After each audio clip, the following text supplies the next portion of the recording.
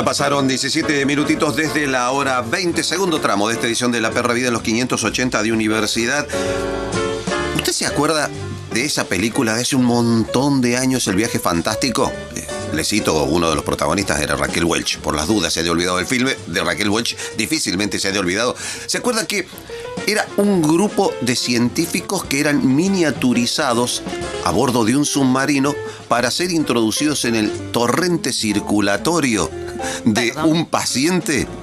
Y por supuesto debían realizar un viaje por ese torrente circulatorio librando una pelea denodada con glóbulos blancos, ¡Ay, etcétera, etcétera. ¡Qué bueno! Bueno, pero lo que parece una cuestión de ciencia ficción cuando uno accede a ciertas noticias, de pronto deja de ser de ciencia ficción, ¿no? Y te ponen al borde de la incredulidad. Aquí, en la Argentina, hay científicos que están trabajando en el desarrollo de órganos en miniatura que sirven para probar drogas oncológicas. Órganos en miniatura. ¿Qué significará órganos en miniatura y cómo se hace, no? Está en línea la doctora Marina Simián. ¿Cómo está, Marina? Buenas noches. Hola, ¿qué tal? Buenas noches, mucho gusto. Bueno, por aquello que decía la canción de Los Redondos, ¿no? El futuro llegó hace rato, ¿no? Parece ser que es esto. Pero, ¿qué es eso de un órgano en miniatura? Bueno, un organoide o órgano en miniatura es exactamente, o sea, es eso, es tener como un pedacito muy pequeño de órgano, ¿no? En un sistema de cultivo tridimensional y lograr que ese pequeño órgano o organito tenga el mismo comportamiento que tiene el órgano cuando está dentro del cuerpo. Por ejemplo, te doy un ejemplo. Uno puede tomar una glándula mamaria de un ratón, por ejemplo, y trozarla en pequeños pedazos muy, muy pequeñitos y ponerlas en estos cultivos tridimensionales. Y si se tratan con las hormonas adecuadas, es posible lograr la producción de proteínas de la leche. Entonces nosotros nos referimos a que es un sistema fisiológicamente relevante porque permite que las células cumplan las funciones que cumplen en el cuerpo. En este caso se parte, digamos, de fragmentos de animales de laboratorio. Sí, o de pacientes, digamos, ¿no? Lo interesante de esto es que también podemos partir de células que no son normales, por ejemplo, de tumores, disgregarlos en muchos pedacitos chiquititos y luego cultivarlo en estas condiciones y logramos así tener muchísimas réplicas de lo que sería el tumor del cual provienen todos estos tumores. O sea, esto permite ver, en este caso del tumor, ver lo que hace el tumor. Exactamente, y ver cómo responde a la terapia, digamos. Esto se está vislumbrando como la nueva plataforma para el ensayo preclínico de drogas. Ajá. Claro, es como si pudieran hacer un bocetito, en pequeño de lo que es el tratamiento en un humano. Exactamente.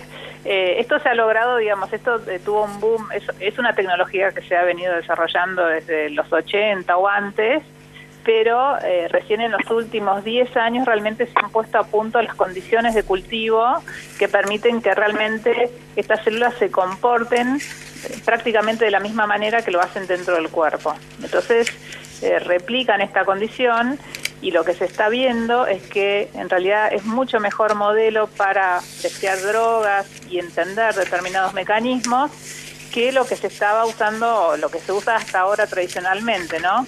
Que son las células en cultivos de 2 dimensiones, esa típica placa de Petri que bueno que todos habrán visto en alguna película o en un manual del colegio, donde las células están sobre una superficie plana, parecen adoquines, digamos, ¿no? Sí.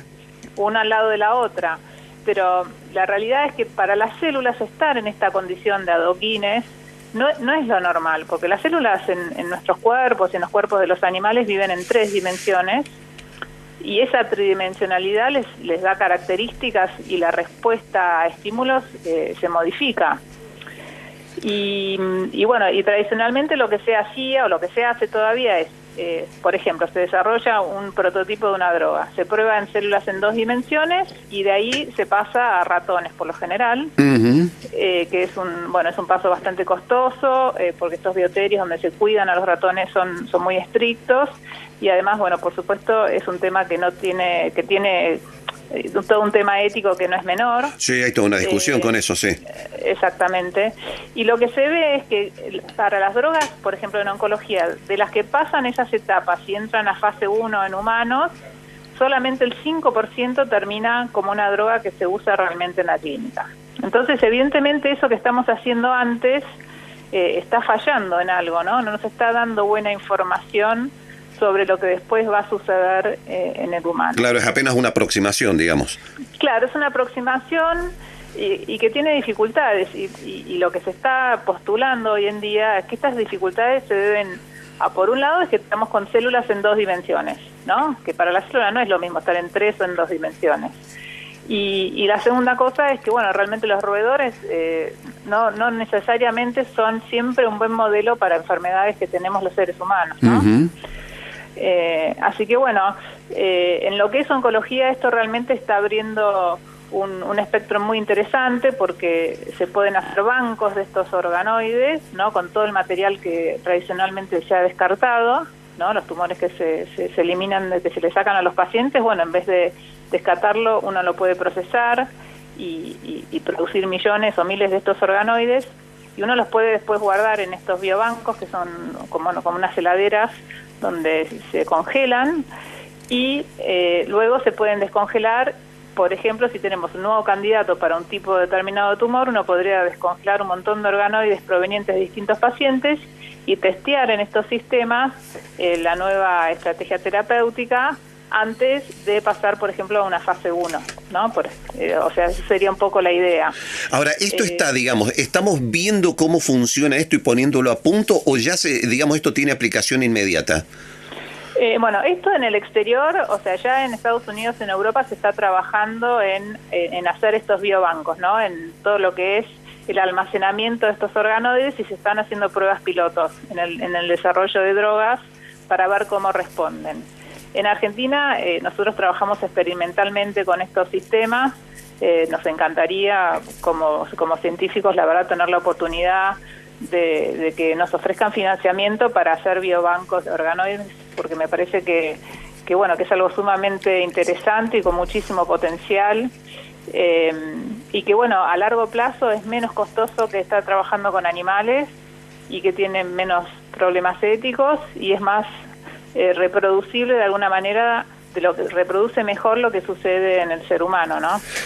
Y en materia, digamos, de equipamiento, que la tecnología necesaria, lo que ustedes tienen allí en la Universidad de San Martín, donde están trabajando en este campo, digamos, ¿es una tecnología de muy difícil acceso, compleja, costosa?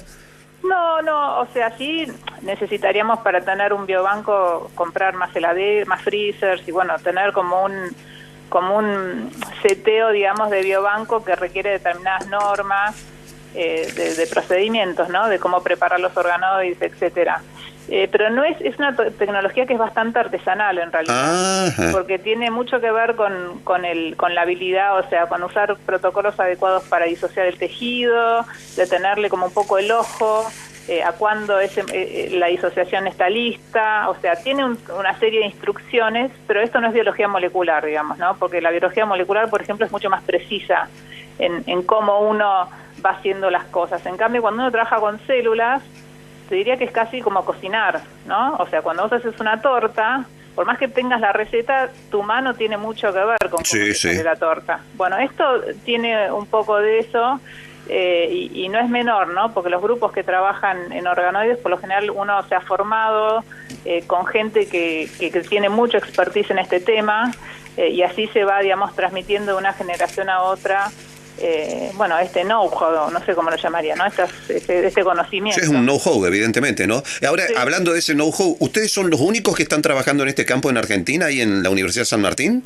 No, hay varios grupos trabajando, o sea, no hay tantos trabajando como lo estamos haciendo nosotros, pero sí hay otro aspecto de esto, que es la elaboración de chips, que son como unas camaritas donde se pueden colocar los organoides, y ahí hacer lo que se llama el órgano en un chip, o sea, colocar esos organoides en un dispositivo pequeño, ¿no?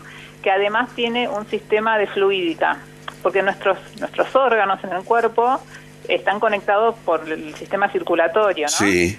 y el pasaje de la sangre, crea tensiones y condiciones ambientales que también estamos tratando de reproducir en el laboratorio para poder hacer de la mejor manera una situación lo más semejante posible a la del cuerpo. Entonces, acá hay varios grupos que trabajan, grupos que son de ingenieros en materiales y químicos, que trabajan en la elaboración de lo que sería la contracara de esto, y que es el complemento, que es de estos chips, que de alguna manera, ojalá que el día de mañana podamos hacer órganos en un chip, ¿no? Que es, digamos, la tecnología que se viene, donde se trata de integrar, ¿no?, los distintos órganos en un chip, en un circuito, y así tener la respuesta de un determinado órgano, de un determinado tumor, pero en un contexto donde está conectado con los otros órganos, los otros órganos, o el tumor con eso suena mucho más de ciencia ficción todavía, ¿no? Sí, pero uno lee, hay gente, ya en el exterior hay gente tratando de establecer sistemas así interconectados, lo llaman un cuerpo en un chip, digamos, ¿no? Donde tenemos en cada chip representado un órgano, y también se puede poner en algún chip algún tumor o algo que esté en el contexto lo más reproducible posible de lo que se encuentra en el cuerpo. Bueno, pero de ahí a construir un androide, el sueño imposible hasta ahora de la ciencia ficción, no hay una distancia muy larga. No, digamos, no tiene cara, pero sí, es parecido. Funcionalmente, digamos, es un poco a lo que se apunta, ¿no? A tener lo más semejante posible a lo que sería un cuerpo, pero a nivel de los órganos. Qué fantástico, realmente, en serio, es deslumbrante porque te pone al borde de cosas que superan tu capacidad, no solo de comprensión, ¿no?, sino que inclusive hasta la imaginación se te queda chica, ¿no? Sí, la verdad que es súper interesante, y realmente el vuelco que ha dado esto en los últimos años llama la atención. Es muy lindo ver cómo esto cambió en los últimos, 10, 7 años más o menos. Yo hice mi tesis doctoral en el tema de organoides en los 90, cuando todavía nos dudábamos de llamar a estos cultivos, ¿no?, de pequeños trocitos de tejido, si eran organoides o no eran organoides. No sabíamos qué nombre poner. Claro, ¿no? Ni nombre tenían, claro. Claro, ni nombre tenían, y yo me acuerdo escribiendo mi tesis doctoral que mi directora me decía, ¿le ponemos organoide o no le ponemos organoide? Y hoy ya es una revolución, con lo cual, es muy lindo ver cómo va pasando el tiempo y se va haciendo historia, ¿no? La historia de la ciencia y el futuro también, ¿no? Cómo en base a todo lo que se ha hecho en los últimos 40 años más o menos, esto llega a algo que realmente puede plantear una revolución en lo que es el desarrollo de nuevas estrategias terapéuticas basadas en objetivos realmente, en resultados que sean realmente racionales, ¿no? Es nuestro objetivo, siempre tener algo que lo hacemos por una explicación, no porque sí o porque no, que la evidencia nos apoya en las decisiones que tomamos. Claro, pero es como que hasta hace, digamos, 20 o 30 años la ciencia avanzaba, digamos, a pasos matemáticos, y hoy se reproduce y se multiplica a velocidad geométrica, ¿no? Sí, yo creo que la interdisciplina que se está dando en este momento ayuda muchísimo a eso, ¿no? Porque se juntan distintos campos, y cuando gente proveniente de distintas disciplinas empieza a conversar, creo que eso crea una situación donde realmente se pueden hacer avances muy importantes. Y esto es un ejemplo de eso, ¿no? Porque inicialmente eran muchos investigadores que trabajaban en desarrollo, no con un interés de capaz que curar el cáncer, ¿no? Sino por entender cómo es que se formaban los órganos, la embriogénesis, y esas preguntas permitieron el desarrollo de los sistemas de cultivo tridimensionales que luego se están aplicando a enfermedades con el cáncer. Así que es sumamente interesante entender cómo fue ese recorrido, ¿no? Marina Simián, gracias por habernos ilustrado sobre esto que nos resulta tan ajeno y tan fantástico a la vez, y felicitaciones, por cierto. Un beso. Bueno, muchísimas gracias por llamarme y por interés en nuestro trabajo.